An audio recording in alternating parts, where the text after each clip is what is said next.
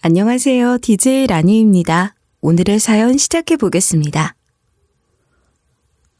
살아가면서 때때로 전혀 예상하지 못한 순간들이 찾아올 때가 있죠. 아무리 철저하게 계획을 세우고 모든 걸 논리적으로 따져본다고 해도 인생이란 건 늘 그 너머의 변수를 준비해두고 있더라고요. 사랑도 마찬가지였어요.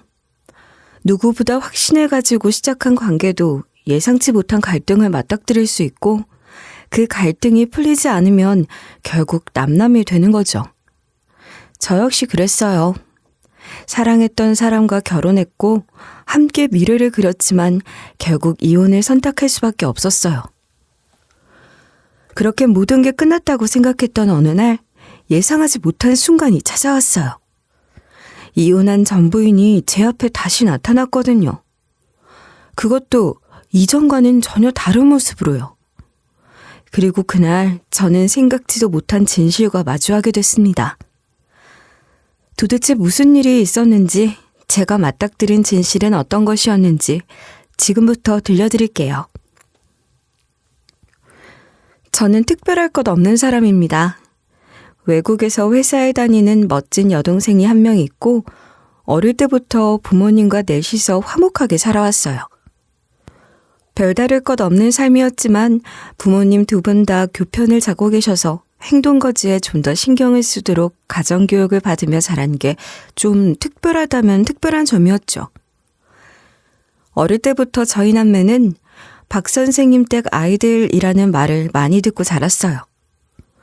동네에서든 학교에서든 부모님을 아는 사람들이 많았기 때문에 저도 동생도 자연스레 반듯한 모습을 보이려고 노력했던 것 같아요. 타고난 성격도 있었겠지만 그렇게 자라온 환경 덕분에 저는 항상 바르게 살려고 했어요. 커서도 이런 성향은 변하지 않았죠. 그렇다고 답답하다거나 스트레스를 받는다거나 그런 건 아니었어요. 왜 술 좋아하고 유흥을 즐기는 사람들은 술, 담배, 유흥, 일절 안 하는 사람을 보면 무슨 재미로 사냐고들 하죠? 그런데 솔직히 그런 거 안 좋아하시는 분들은 이해하시죠? 우리 입장에서는 그게 왜 쉽잖아요. 술을 마시고 노는 게 즐거운 사람들도 있지만 그런 것만이 재미는 아니잖아요. 술 마시는 분위기가 불편하고 크게 즐거움을 느끼지 못하는데 그걸 굳이 왜 하겠어요? 제가 재미없게 산다면서 또래 남자 집단에선 항상 선비 같단 조롱을 많이 들어왔어요. 너처럼 그렇게 참고 살면 뭔 재미로 살아? 욕 한마디 안 하고 길에 침 한 번 못 뱉고 어떻게 사냐며 저를 답답해했지만 저는 굳이 욕을 해야 하나? 굳이 길에다 침을 왜 뱉어야 하지? 그런 생각이었어요. 그렇게 생각해보면 그냥 교육과 무관하게 제가 원래 타고난 게 이런 성향이었나 봐요. 무튼 그렇게 반장, 부반장 줄곧 하며 모범생처럼 살아온 저는 대학 졸업 후 안정적인 직장에 취업했고 사회생활도 차근차근 해나갔어요. 대인관계도 원만한 편이었고 연애도 몇 번 했어요. 젊을 때는 커리어를 좀 더 확실하게 잡고 결혼을 생각해보고 싶었어요. 그러다 30대에 들어서면서는 자연스레 결혼이라는 걸 진지하게 생각해보게 되더라고요. 그리고 마치 운명처럼 그 시기에 아내를 만나게 됐죠. 아내와 처음 만나게 된 건 일을 통해서였어요. 아내는 회사 거래처 직원이었는데 저는 처음 본 순간부터 아내에게 마음이 갔어요. 사실 저는 첫눈에 반하는 스타일이 아니거든요. 그런데 아내를 보자마자 마음이 끌렸어요. 눈에 띄게 화려한 미인은 아니었지만 아내에게서 풍기는 분위기가 너무 좋았어요. 차분하면서도 지적인 느낌, 어른스럽고 단정한 말투, 그리고 대화를 나눠볼수록 배려심이 깊고 성숙한 사람이라는 게 느껴졌죠. 아내와 가까워지는 데에는 오랜 시간이 걸리지 않았어요. 처음엔 업무적인 관계에서 시작했지만 자연스럽게 친해졌고 어느 순간 저는 아내를 더 알고 싶어졌어요. 그래서 용기를 내서 고백했고 연애를 시작하게 됐어요. 저희는 연애하는 동안 한 번도 다툰 적이 없었어요. 서로 아끼고 배려하는 게 자연스러웠고 감정이 상하는 일이 있어도 솔직하고 성숙하게 풀어나갔죠. 사실 아무리 사랑해도 사람이 만나다 보면 의견이 다 같을 순 없잖아요. 의견 차이를 어떻게 좁히고 해결해 나가는지가 중요한 건데 아내와 저는 그 부분이 참 잘 되는 편이었죠. 그래서 전 아내와 저의 관계가 참 좋았어요. 연애하면서도 아내에게 더 바랄 게 없다고 생각했어요. 결혼을 망설이지 않은 것도 그래서였고요. 하지만 아내에겐 한 가지 복잡한 사정이 있었어요. 결혼 이야기가 오갈 즈음 아내는 어렵사리 자기 가족 이야기를 털어놓았죠. 아내는 어린 시절 부모님에게 버려졌고 친척집에서 자랐다고 하더군요. 친척들 손에서라도 잘 컸다면 좋았을 텐데 친척들에게 많은 구박을 받았고 결국 성인이 되면서는 인연을 끊고 살게 됐다고 하더라고요. 그러다 보니 아내에게는 남은 가족이 없었고요. 내가 좀 더 일찍 얘기했어야 했는데 미안해. 내가 정상적인 가정에서 자라지 못한 것 같아서 그게 폐가 될까 봐. 혹시나 어머님 아버님이 탐탁지 않게 여기실까 봐 말을 못했어. 그런 말이 어딨어. 정상 비정상 그런 거 대체 누가 세운 기준인데? 걱정 마. 우리 부모님 그런 거 가지고 함부로 판단하실 분들 아니야. 아내는 자기가 정상적인 가정에서 자라지 못한 것 같아 미안하다며 제 가족에게 폐가 되는 건 아닌지 걱정했어요. 처음엔 담담하게 이야기하던 아내가 끝내 눈물을 보이더라고요. 특히 저희 부모님이 교사 출신이고 저희 집이 FM적인 집처럼 보이니까 아내 입장에서는 더 눈치가 보였을 것 같아 마음이 쓰이더라고요. 하지만 저희 부모님은 그런 걸 전혀 문제 삼지 않으셨어요. 오히려 아내를 처음 본 순간부터 너무 좋은 아이 같다고 마음에 들어 하셨죠. 사람 됨됨이가 제일 중요한 법인데 이렇게 좋은 아이를 며느리로 맞이할 수 있어 다행이라며 좋아하셨어요. 근데 내가 가족이 아무도 없어서 결혼식에 마땅히 부를 사람도 없고 괜찮을까?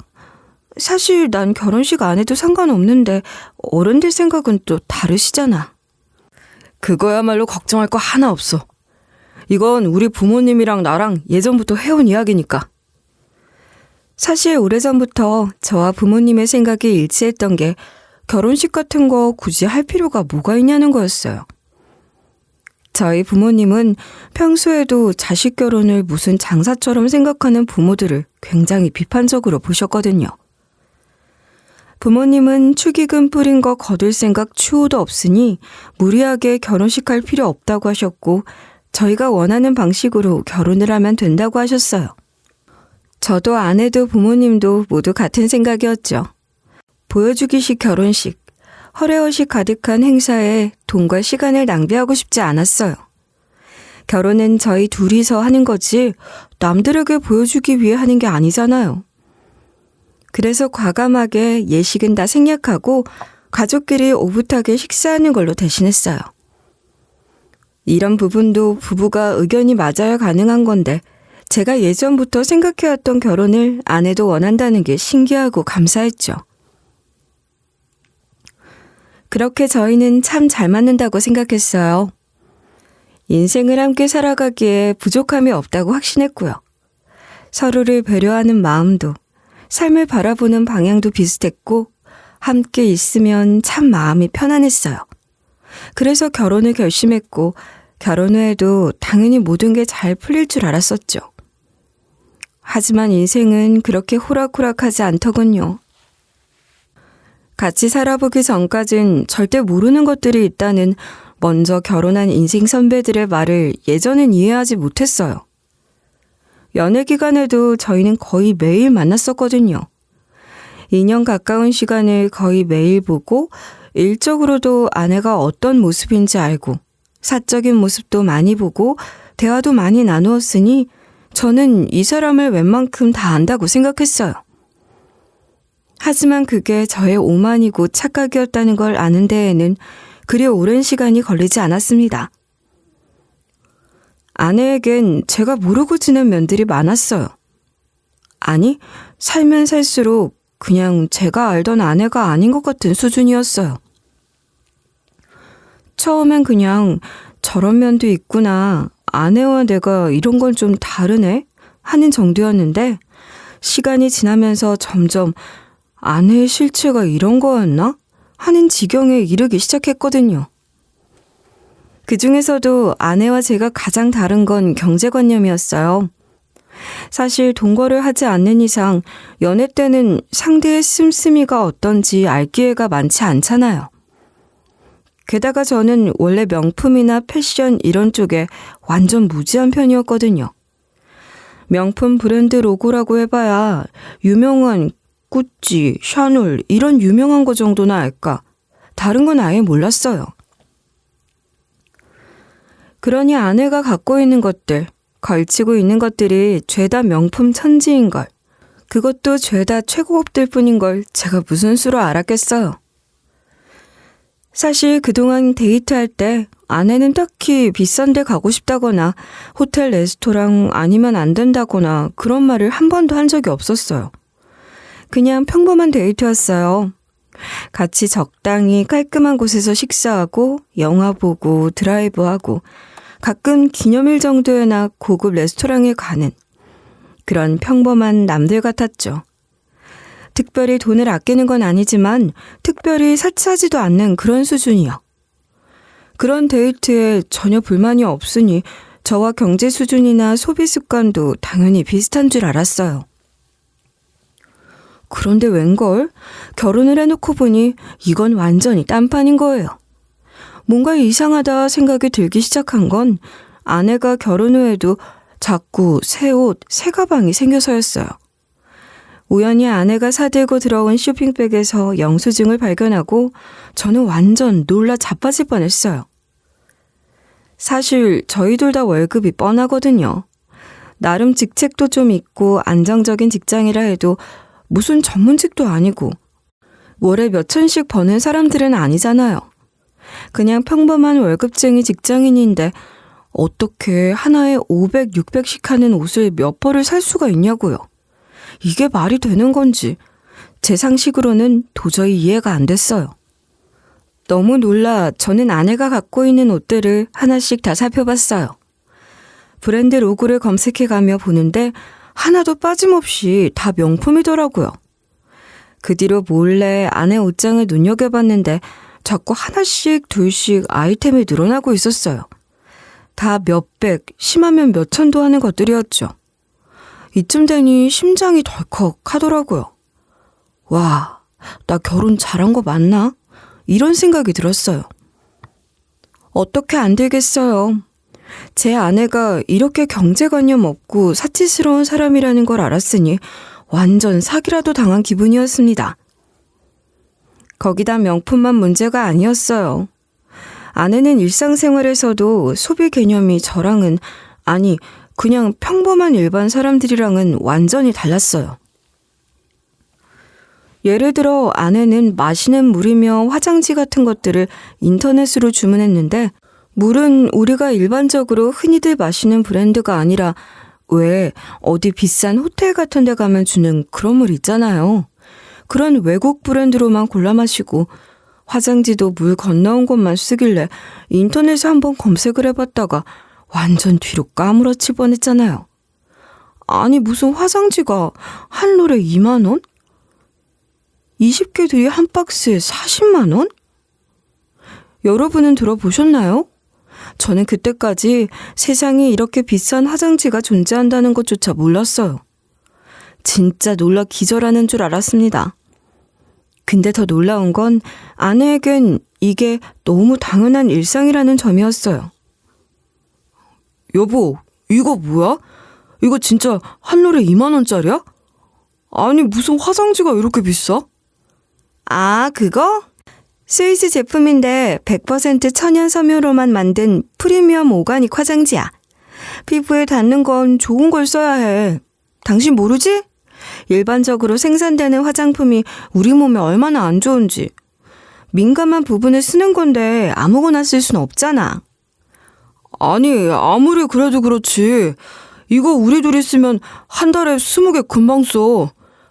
그럼 매달 40만 원의 화장지 값으로 쓰자는 거야? 이게 지금 말이 되는 소리라고 생각해? 근데 어떡해.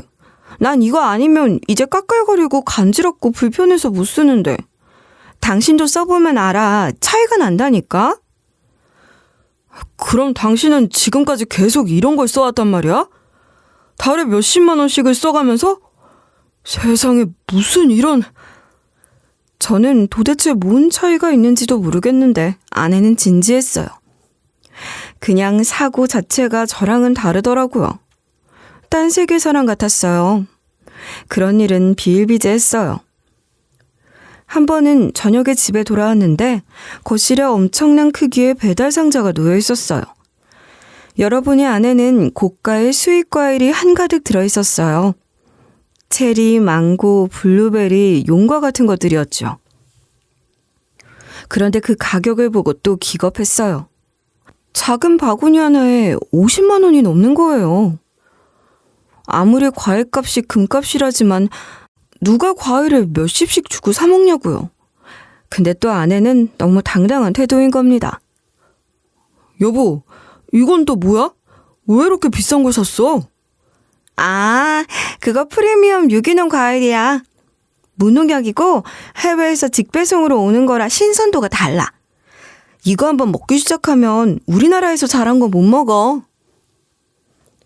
이런 식으로 소비 습관이 전혀 다른 상황들이 계속되니 저는 점점 당황스러워졌어요. 그런데 여기서 더 어이없는 건 도대체 그 돈들이 어디서 난 건지를 모르겠다는 거였어요. 제 월급은 공용계좌로 관리하고 있었고 거기서 큰 지출은 없었거든요. 제 카드 명세서나 계좌 내역을 확인해도 아내의 이런 소비가 반영된 흔적은 없었어요. 이러니 점점 의심이 들 수밖에 없었어요. 도대체 아내는 무슨 돈으로 이렇게 사치스러운 소비를 하는 건지, 혹시 나 몰래 대출을 받았나? 아니면 누구한테 빚을 지고 있는 건가? 혹시 더 나쁜 일에 연루된 건 아닌가? 솔직히 진짜 속으로 별별 생각이 다 들더라고요. 결국 참다 제가 아내한테 물었어요. 도대체 돈이 어디서 나서 이런 걸 다 사는 거냐고. 사실 아내가 뭐 가족이 있는 것도 아니잖아요. 가족도 아니고 누가 그런 큰 돈을 주겠어요. 그러니 의심이 들 수밖에 없었죠. 당신이 갖고 있는 것들 죄다 명품이더라? 대체 그 돈 다 어디서 나는 거야? 당신 월급 내가 대충 아는데 그걸로 저것들 다 감당 못해. 솔직히 얘기해봐. 어떻게 된 거야? 아, 이거 다 짝퉁이야. 뭐? 짝퉁? 응, 다 진짜인 줄 알았어? 요즘은 명품이랑 구분 하나도 안 가게 똑같이 만들어주는 업체들이 많거든. 난 다 그런 데서 사는 거야. 그런 데서 아예 품질 보증서나 영수증까지 똑같이 만들어주거든. 내가 명품 살 돈이 어디 있겠어. 근데 갖고는 싶잖아.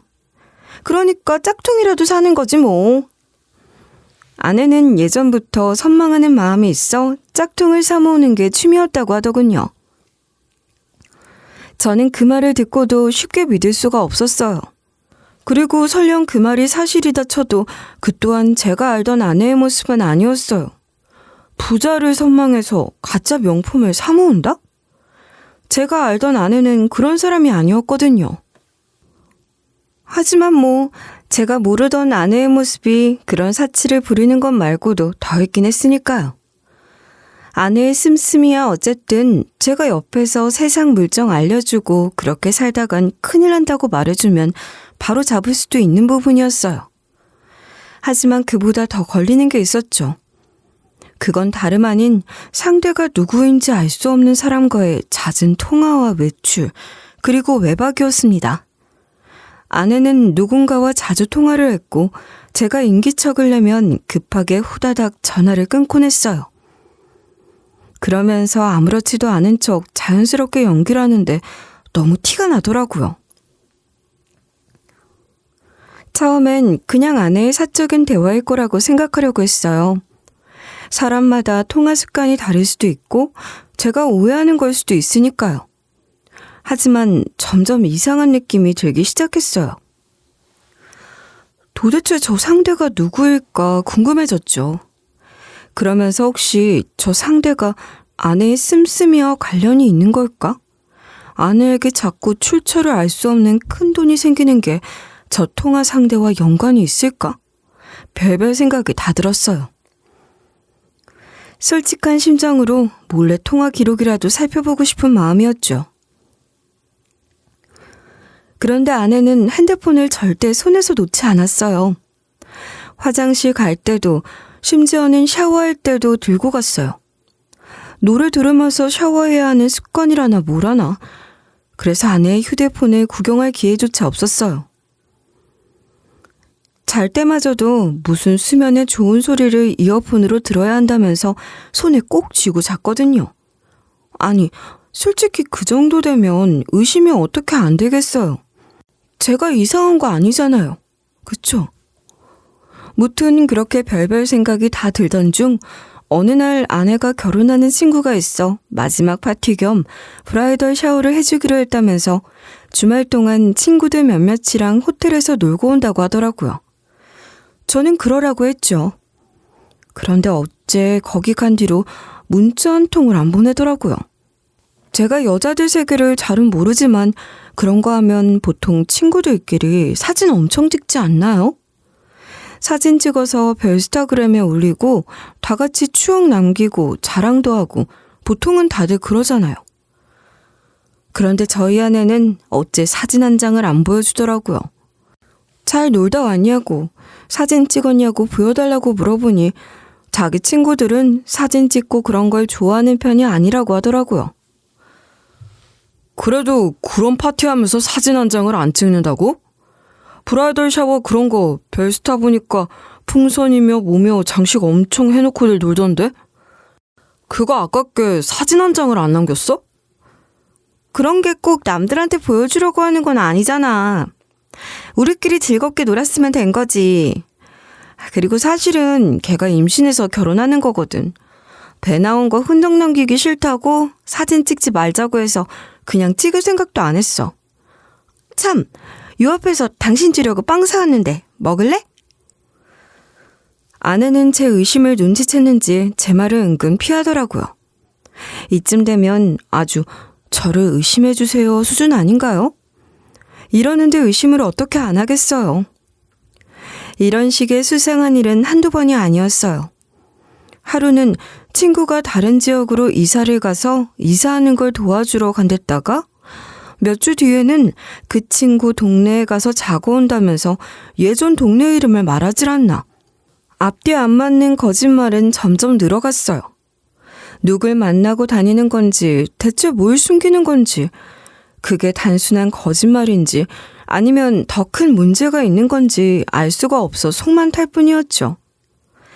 사치는 사치대로 거짓말은 거짓말대로 이어지니 저는 더 이상 무시할 수가 없었어요.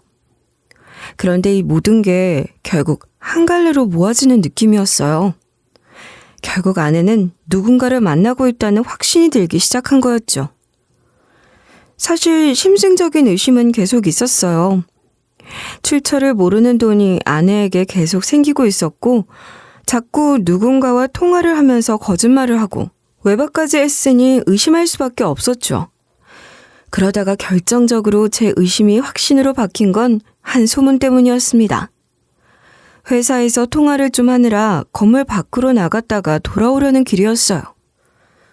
그때 마침 담배를 피우고 있던 동료들의 대화가 들렸어요. 원래라면 그냥 지나칠 텐데 그 내용이 심상치 않았어요.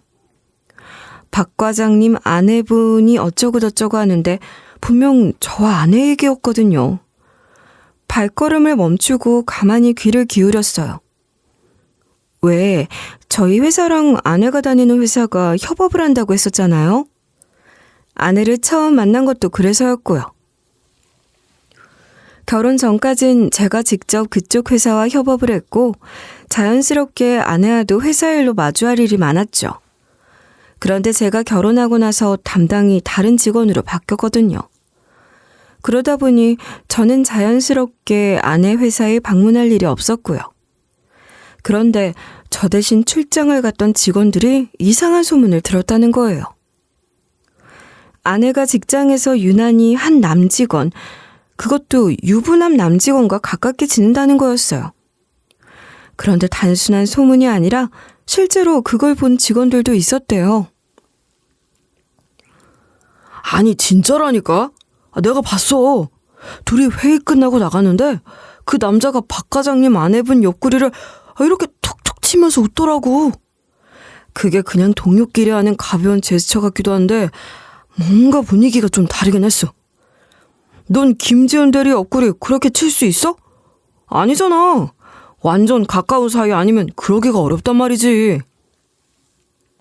나도 느꼈어.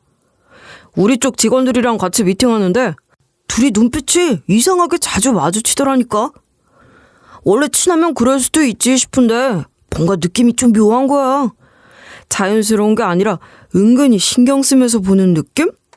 게다가 미팅 끝나고 나갈 때 둘이 나란히 걸어가면서 은근 손 닿는 것도 보였어. 그냥 일부러 스친 게 아니라 되게 자연스럽게. 그러니까 그거 있잖아. 연인들이 일부러 티 안 내려고 하면서도 손 닿으면 피하지 않는 그런 느낌. 나도 사내연애 해봤으니까 그런 정도는 바로 알거든. 박 과장님 안 됐네.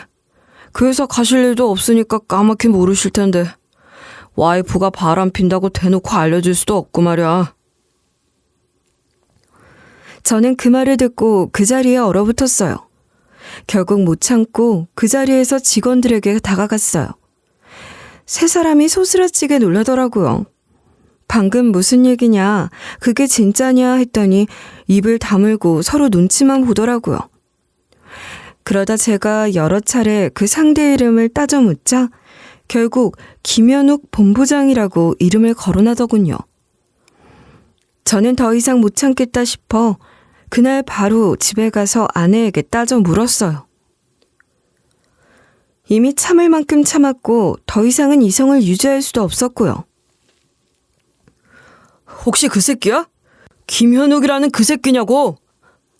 무슨 소리를 하는 거야 대체? 그놈이 당신한테 사다 바친 거야? 그래, 이상하다 했어. 그 돈들, 그 명품들 다 그 남자가 사준 거구나. 그치?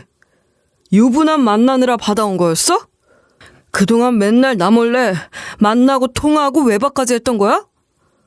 지금 대체 무슨 소리를 하는 거야? 아니야, 진짜 아니야. 갑자기 왜 이래? 어디서 무슨 소리 듣고 와서 이러는 건데 대체? 아니긴 뭐가 아니야. 그럼 당신 핸드폰 보여줘봐. 당당하면 보여줄 수 있지? 안 그래? 왜? 못 보여줘? 당당하면 보여줘봐. 그 남자랑 주고받은 문자나 전화 기록 있으면 확인할게. 이건 내 사생활이야. 당당하면 사생활 운운할 것도 없잖아. 숨길 게 없으면 보여달라고. 뭐가 그렇게 숨길 게 많은 건데 당신은? 아내는 끝까지 못 보여준다고 버텼어요. 저는 그 순간 완전히 확신이 들었어요. 더는 못 해먹겠다는 생각이 들었죠. 나 도저히 못 참겠다. 당신이랑 더는 못 살겠다. 우리 이혼하자. 나 더는 당신을 감당할 자신이 없어. 나도 참을 만큼 참았어. 이해하려고 해봤는데 이건 아니야. 끝내. 아내는 완강하게 버텼어요. 끝까지 결백을 주장하며 말도 안 된다고 모두 오해라고 저항했죠. 하지만 제 입장에서는 이게 다가 아니었어요. 아내의 씀씀이, 의문의 돈, 수상한 통화, 외박, 그리고 이번 사건까지 저는 이미 무수히 많은 걸 참고 참아왔고 이번 일이 결정적인 삼진아웃이 된 거였죠. 내가 오해할게. 오해가 있다면 바로잡을게. 잘못한 게 있다면 알려줘. 고칠게. 응? 여보. 난 이제 당신이 누구인지도 모르겠어. 내가 알던 사람이 아닌 것 같아. 서로 힘 빼지 말자. 그냥 이쯤에서 그만하자고. 깔끔하게 헤어지는 것 외에 전혀 바라는 게 없으니 합의 이혼 과정은 간단했어요. 애초에 전 위자료 같은 걸 요구할 생각도 없었거든요. 불륜 증거를 잡고 피해를 증명하고 어쩌고 할 마음도 없었어요. 그냥 간단하게 끝내고 싶을 뿐이었죠. 그 덕에 이혼은 아주 심플했고 저희 사이의 연애 2년, 결혼 2년의 인연이 끝났어요. 이혼 사실은 회사에도 뜻하지 않게 알려졌는데 다들 이해하는 분위기였어요. 아무래도 아내에 대한 소문들이 이미 다 퍼져 있었던 것 같았어요. 누군들 시작하면서 끝부터 생각하겠냐마는 저는 진짜 제가 이혼남이 될 줄은 상상도 못했어요. 세상 일이 계획한 대로 되지 않는다는 걸 30대 중반이 돼서야 깨달은 거예요. 모범생처럼 정석 루트대로만 살아오다가 뒤늦게 세상으로부터 뒤통수를 한 방 세게 맞은 기분이었어요. 얼얼하더라고요. 인생 공부를 이렇게 세게 하게 될 줄은 몰랐어요. 아무리 같이 살아도 아무리 가까운 관계여도 결국 속마음은 알 수 없다는 걸 제대로 배웠어요. 그러고 나니 세상이 달라 보이더라고요. 사람을 믿는 것도 어려워졌고 모든 관계를 경계하게 됐어요. 결국 이렇게 씁쓸한 어른이 되어가는 건가 싶었어요. 그렇게 이혼 후 혼자 지낸 지 반년쯤이 지나고 있었어요. 삶은 다시 원래대로 돌아가고 있었고 저는 제 생활에 적응해가고 있었어요. 일 끝나고 집에 와서 저녁을 먹고 주말엔 헬스장에서 운동하고 친구들을 만나거나 혼자 영화를 보기도 했어요. 별다를 것 없는 일상이었죠. 그런데 어느 날 퇴근하고 집에 돌아왔는데 문 앞에 누군가 서 있었어요. 전처였습니다. 그런데 전처의 배가 불러 있었어요. 순간 머릿속이 하얘졌어요. 전처는 제 앞에 서서 저를 가만히 바라봤어요. 얼굴은 초췌했고 눈은 불안하게 흔들리며 눈물이 그렁그렁 맺혀 있었어요. 전처의 눈을 보던 제 시선이 점점 배로 향하자 전처는 마치 그걸 읽은 듯이 입을 열었어요. 미안해, 여보. 내가 도저히 갈 곳이 없어서 왔어. 미안해. 그 말을 듣는 순간 수많은 생각이 머릿속을 스쳤어요. 이게 대체 무슨 상황인가 싶었어요. 배를 보아하니 이미 만삭에 가까운 듯한 모습이었어요. 설마 내 아이인가 싶어 설마라는 말을 꺼내자 제 말이 끝나기도 전에 전처가 조용히 대답했어요. 임신한 상태에서 만나던 사람에게 차였다고요. 그 말을 듣자마자 기가 차서 말이 안 나오더군요. 그러니까 결국 바람을 피운 게 맞다는 거였어요. 임신한 상태로 보건대 분명 시간상 저랑 결혼 생활을 하던 시기였고 그때 다른 남자를 만나서 임신을 했던 거죠. 정말 어이가 없었어요.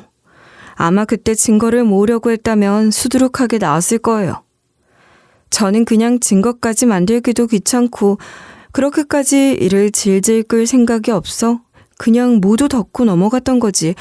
마음만 먹었으면 확실하게 잡을 수도 있었어요. 그런데도 끝까지 아니라고 하더니 결국 이렇게 돌아온 꼴이라니. 다른 남자랑 바람 피워서 애까지 가진 전처. 솔직히 제가 내쫓아도 할 말이 없지 않겠어요? 그런데 그놈의 정이 뭐라고. 같이 보낸 시간이 있으니 미운 정, 고운 정 다 들었기도 하고 지금 저렇게 달랑 짐 하나 끌고 처량하게 서 있는 임산부를 이 겨울에 어떻게 내쫓나 싶기도 하더군요. 만삭의 몸인 걸로 봐서는 출산이 얼마 남지 않은 시점이었을 테고 가족도 없는 사람이 그 남자한테도 버림을 받고 도와줄 사람도 아무도 없다고 하니 도저히 매정하게 내쫓을 자신이 없었어요. 저대로 내보냈다가 무슨 일이라도 생기면 어쩌나 싶기도 했고요. 그래서 결국 애 낳기 전까지만 도와주기로 했어요. 사람들이 보면 또 저를 호구라고 하겠죠. 다 끝난 관계인데 거기다 바람까지 피웠던 사람인데 왜 저러고 있냐고 손가락질할지도 모르겠어요. 그런데 저는 그렇게 해야 제 마음이 편할 것 같았어요. 그렇게 전 전처의 출산 준비를 도왔어요. 대단히 큰 도움을 준 건 아니었어요. 그냥 집에 머물게 해주고 필요한 거 있다고 하면 주는 정도. 전처럼 다정하게 챙겨주거나 하진 않았어요. 그냥 딱 필요한 것만 해줬죠. 그러다 어느 날 회사에서 일하는데 급하게 연락이 왔어요. 진통이 왔는데 상태가 안 좋다며 빨리 좀 와줄 수 있냐는 다급한 전화에 순간 머릿속이 하얘지더군요. 전철을 차에 태우고 최대한 빨리 병원으로 향했어요. 차 안에서 전철은 숨을 가쁘게 쉬면서 배를 부여잡고 있었고 그 순간만은 아내와 아이를 낳으러 가는 남편이 된 것 같은 기분이었죠. 다행히 병원에 도착하자마자 바로 분만실로 들어갔고 저는 병원 복도에서 초조하게 기다렸어요. 그리고 몇 시간 뒤 전처가 무사히 출산을 마쳤어요. 의사가 나와서 아기와 산모 모두 건강하다고 말하는데 그제야 긴장이 풀렸어요. 그렇게 아이가 태어났어요. 그런데 아이를 보는데 너무 낯설지가 않은 거예요. 정확히 말하면 너무 익숙했어요. 누가 봐도 저랑 너무 닮아 있었죠. 의료진들 사이에서도 한바탕 웅성웅성하는 게 있었어요. 그도 그럴 게 기다리는 동안 제게 남편분도 와서 같이 참관을 하시겠냐고 묻기에 전 남편이 아니고 아이 아빠도 아니라고 분명히 얘기를 했었거든요. 그런데 애가 태어났는데 저랑 너무 똑같으니까 의료진들도 당황을 한 거죠.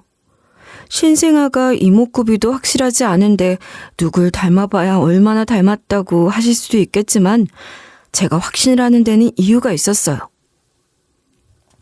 사실 저는 쿼터 혼혈이었거든요.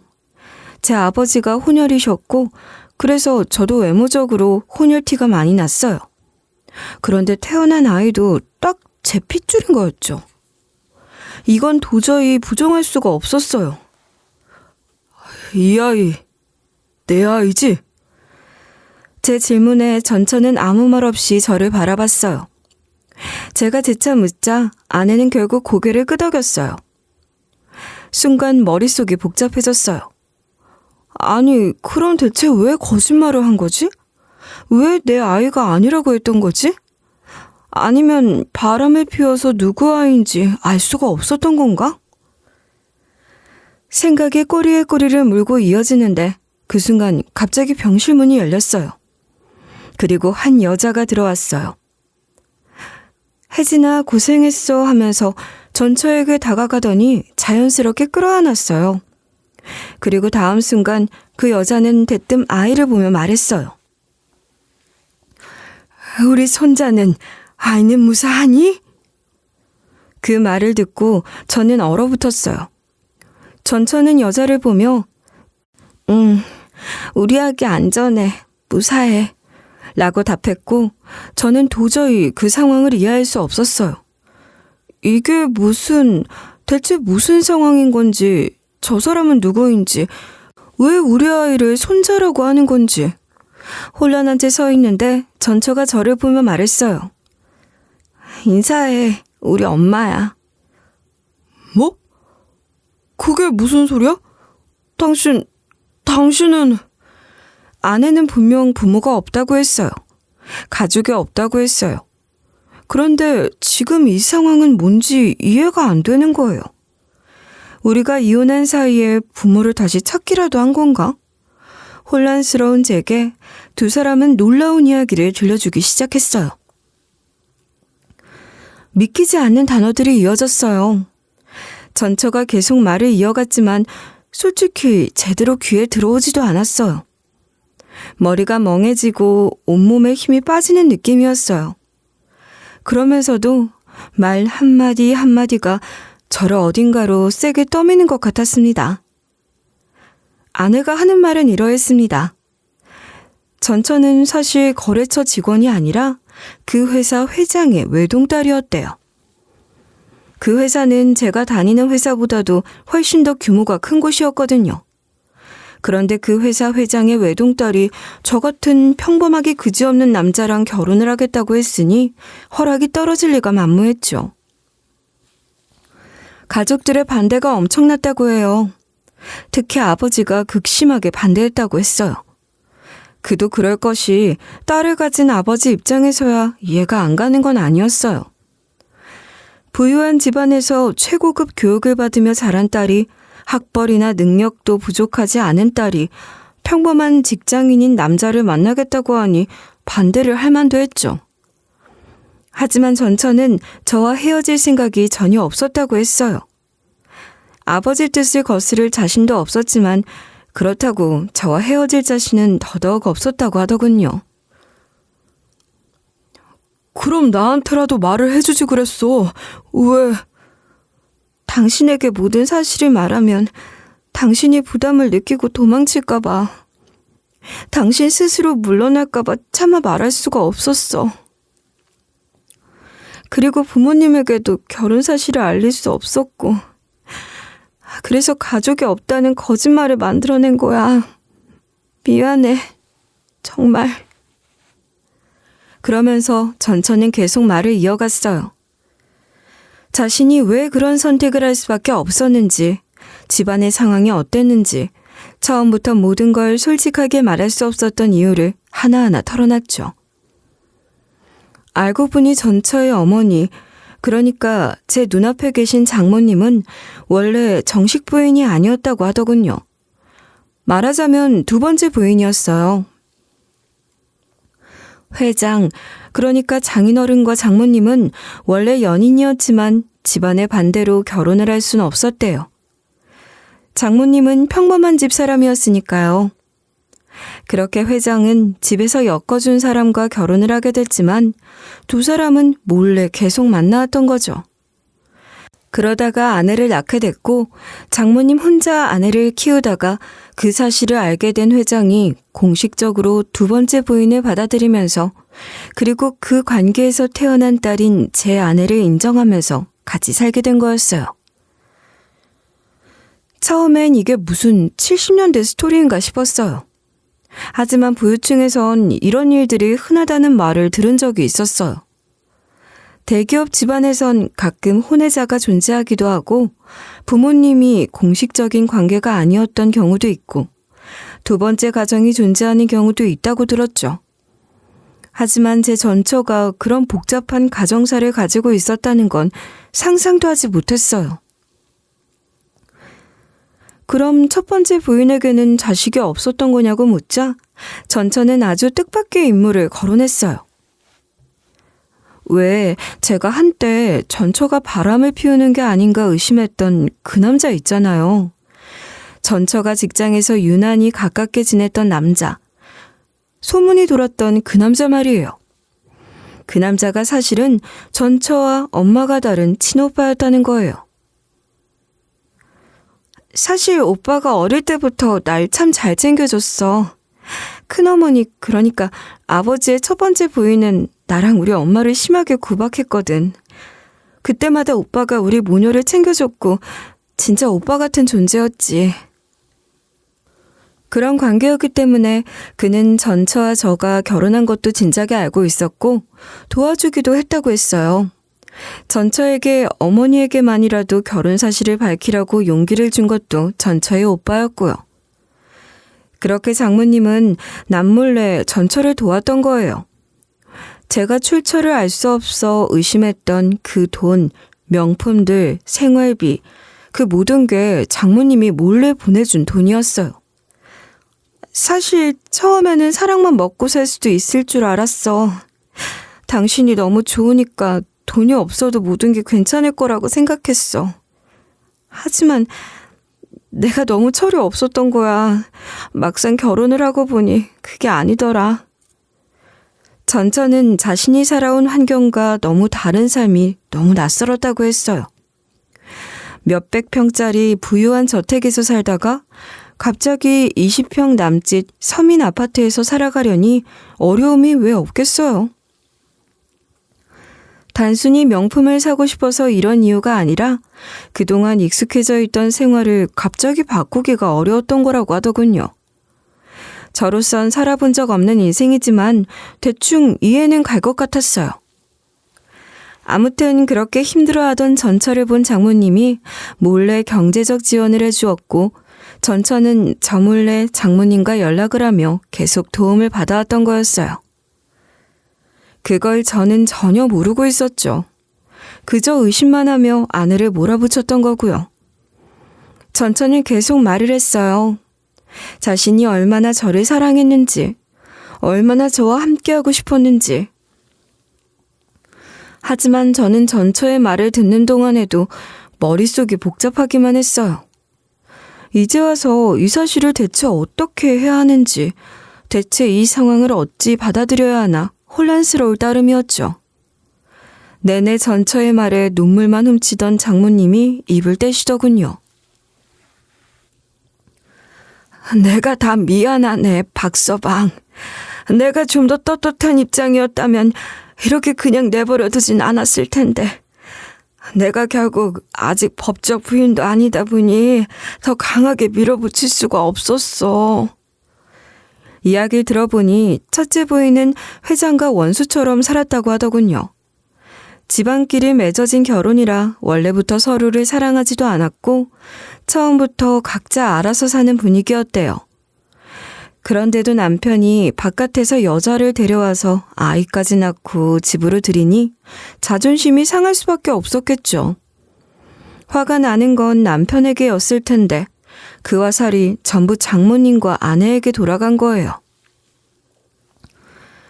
첫째 부인은 특히 아내를 끔찍이 싫어했다고 했어요. 아무것도 모르는 어린 나이였을 때부터 사람을 통해 모욕적인 말을 퍼붓고 일부러 가족 행사에서 배제하고 사소한 일에도 화를 냈다고 했어요. 어린애가 뭘 알겠어요. 엄마 손 붙잡고 살던 아인데 어른들 세계에서 벌어지는 전쟁 같은 일들을 이해할 리 없었겠죠. 하지만 이해하지 못한다고 해서 아프지 않은 건 아니었을 거예요. 아내는 그런 환경에서 자랐어요. 아버지는 있지만 아버지 같지 않고 가족은 있지만 가족이라고 할 수 없는 사람들 사이에서. 그렇게 자란 아내가 사랑하는 사람이 생겼고 그 사람과 결혼하고 싶었는데 또다시 벽에 부딪힌 거예요. 이번엔 첫째 부인뿐 아니라 회장까지도 결혼을 반대했으니까요. 첫째 부인은 그때도 비아냥댔다고 했어요. 그것 봐라. 애초에 근본 없는 애가 제대로 갈 길을 찾겠냐. 어디서 이상한 놈 하나 데려와서 집안에 먹칠을 하려고 하지 않냐 하면서. 회장 역시 주변의 시선을 거스를 순 없었던 모양이고 본인도 비슷한 아픔이 있었으면서 결국 딸의 결혼을 죽자고 반대를 한 거죠. 몰래 한 결혼 후에도 아내는 힘들어했고 오빠에게 상담을 자주 했다고 해요. 하지만 저는 그걸 몰랐죠. 두 사람 사이를 오해하고 아내를 몰아붙였고 결국 그렇게 이혼을 하게 된 후 아내는 본가로 돌아간 거예요. 이혼하고 돌아간 아내에게 첫째 부인은 더 가혹했다고 했어요. 처음부터 비웃고 있던 사람이라서 더더욱 신나게 비아냥댔대요. 그럴 줄 알았다. 너 같은 애가 제대로 결혼 생활을 하겠냐? 네가 어떻게 가정을 꾸려? 네 엄마 닮아서 다 망쳐놓는 재주가 있구나?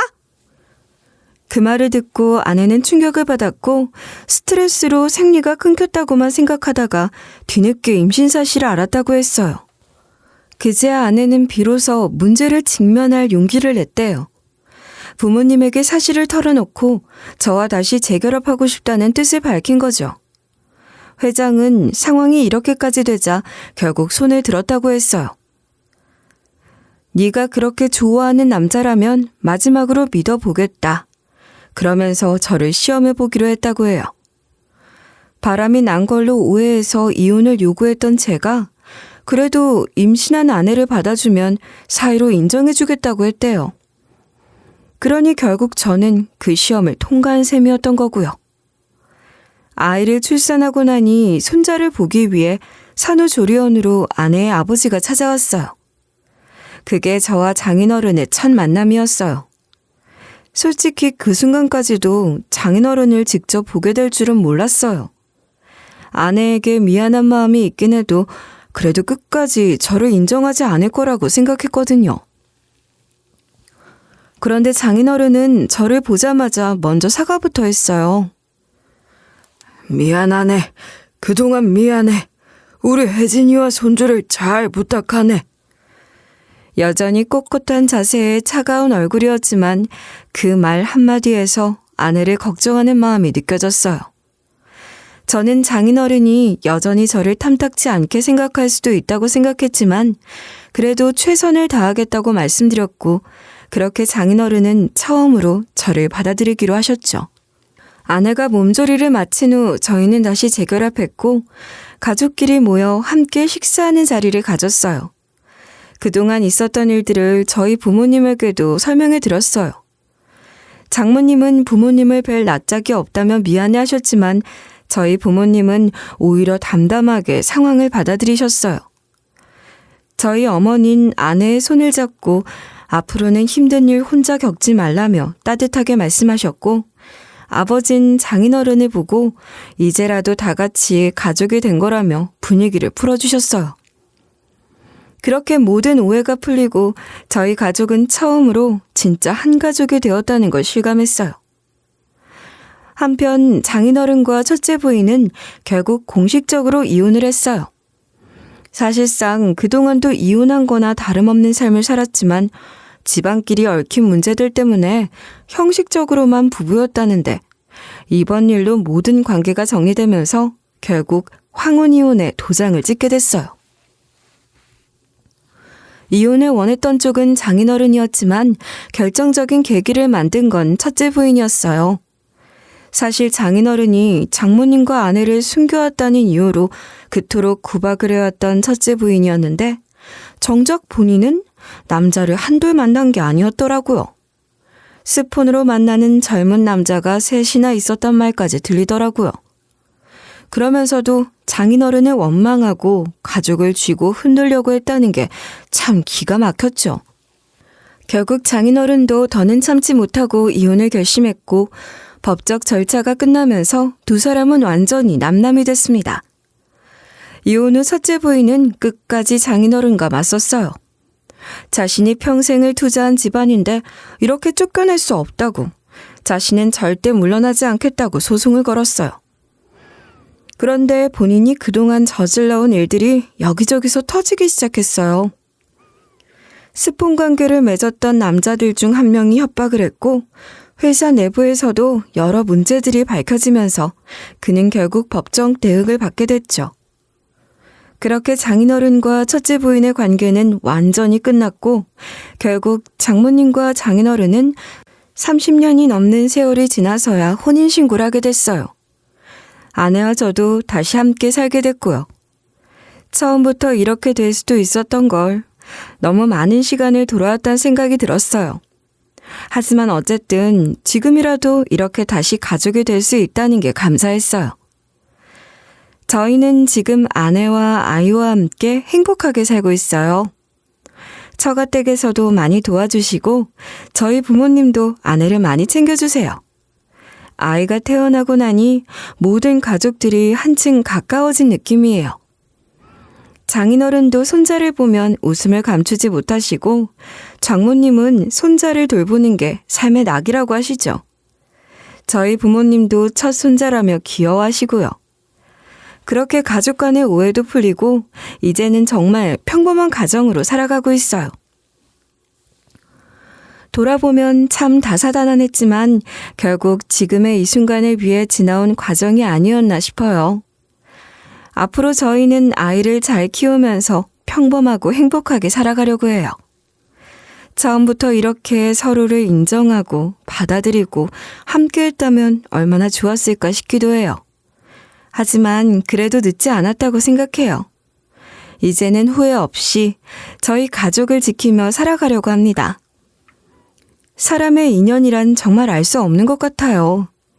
저는 한때 누구보다 사랑했던 사람을 오해했고 그 사람과의 관계를 스스로 끝냈어요. 그리고 모든 것이 끝났다고 생각했죠. 하지만 결국 우리는 다시 만나게 되었고 함께 지나온 시간 속에서 서로에 대해 알지 못했던 것들을 깨닫게 됐어요. 아내는 저에게 많은 것을 숨겼고 저 역시 그를 완전히 이해하진 못했어요. 하지만 이제는 달라요. 그동안의 오해가 풀리고 우리는 진정한 가족이 되기 위해 다시 시작했어요. 단순한 부부가 아니라 서로의 진짜 모습을 알고 받아들이는 동반자가 된 거죠. 지금의 저는 과거의 저보다 훨씬 더 단단해진 것 같아요. 세상은 계획대로 흘러가지 않고 때로는 상상조차 못했던 방식으로 우리를 시험하지만 그 모든 걸 받아들이고 나면 결국 우리 앞에 주어진 길이 보이게 되더라고요. 그러니 여러분도 언젠가 보일 그 빛을, 새로운 길을 믿어 의심치 마시길 바라며 긴 이야기 끝까지 들어주셔서 정말 감사합니다. 부디 이 이야기가 여러분께도 어떤 의미로든 남기를 바라며 저희 가족처럼 여러분도 소중한 사람들과 함께 행복하셨으면 좋겠습니다.